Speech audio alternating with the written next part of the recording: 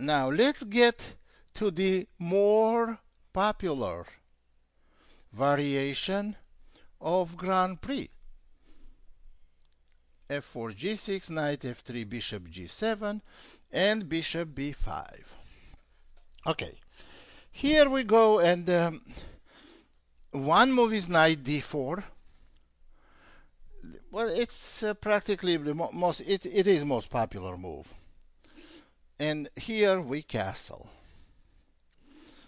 Black has two continuations here, which statistically they happen, one of those variations at least, in more than 85% of the game. I am talking about knight takes b5 is one, and this is one continuation, and e6 is another continuation, trying to play knight e7. Well, let's deal with those continuations, and I have some significant work done.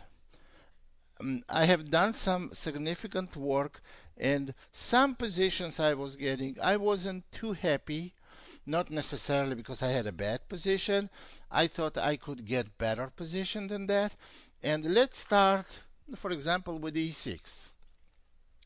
I used to play d3, and after knight e7, bishop a4, and black always had about equal position. Now I have a lot more ambitious approach to this position. I go e5. And this is an interesting move. That's not move that we normally make while the pawn is on d7 and black has potential chance to play d6. But this, you cannot judge this position. Structurally, it's a lot more concrete. White has targeted the d6 square. Of course, it's not very simple to do knight e4, knight d6 because our bishop on b5 hanging. But let's look at black's choices. Number one, black is not going to take on b5 because we will take on b5 and we get our knight on d6. That's what we want.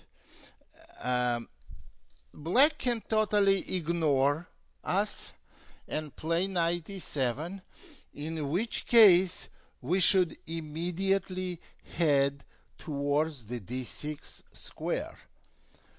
We're doing it by eliminating the knight first. Knight takes d4, c takes d, and knight e4, which guarantees us a very comfortable position and an advantage. On queen b6 we can give check.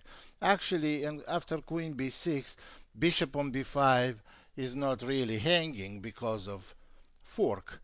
So black has bad weakness on d6 and white has significant advantage.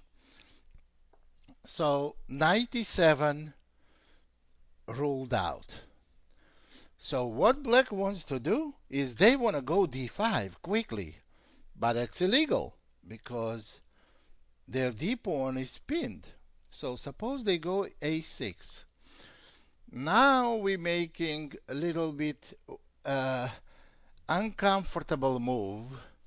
It does not look right, but at this concrete position, it's the best move, which, in my opinion, guarantees white certain advantage because they are ahead in development. So we want to go knight e4 and knight d6.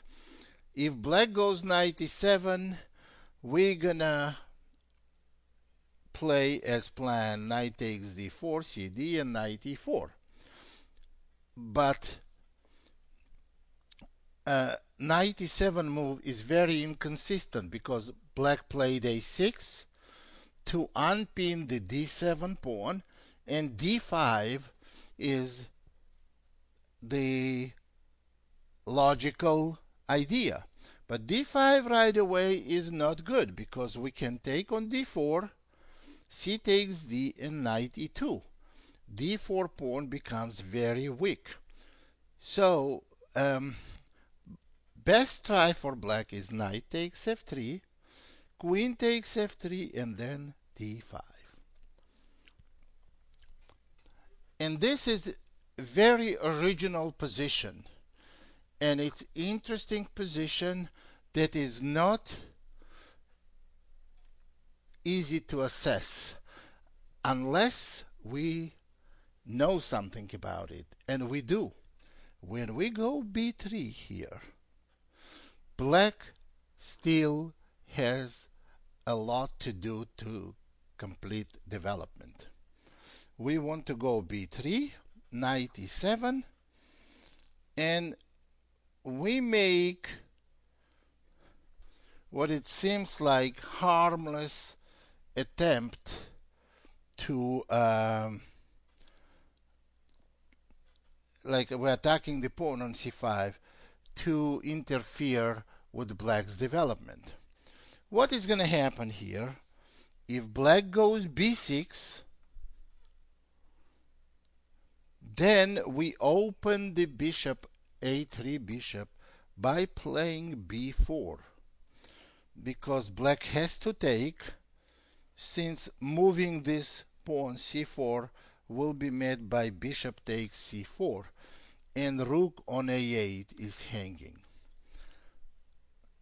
And now if black takes on b4, we play bishop takes b4, and after castle we may go rook f to b1 followed by a4, and we are really doing very well. We have all pieces concentrated on queen side. So what black can do, one other option black has here, after b3 to go b6, and if we go bishop a3 to go bishop b7. But then we have the same b4 move with all the same ideas. And actually it's a very interesting position which I really recommend you to play. And I think once we start playing this, it's going to be black's turn to find an antidote against it. But those are the new ideas I'm introducing to you. And as I said, anytime I introduce you idea, you cannot just take it, grab this idea, go into tournament and play it. Absolutely not. That's the worst thing you can do. What you should do, you should work on it. You should understand why this move is like that, and there are a lot of possibilities for your opponent around it.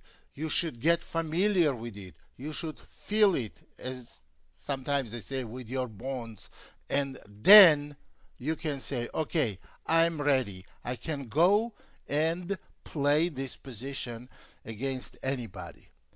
Well, that's the way you should think, and that's the right approach.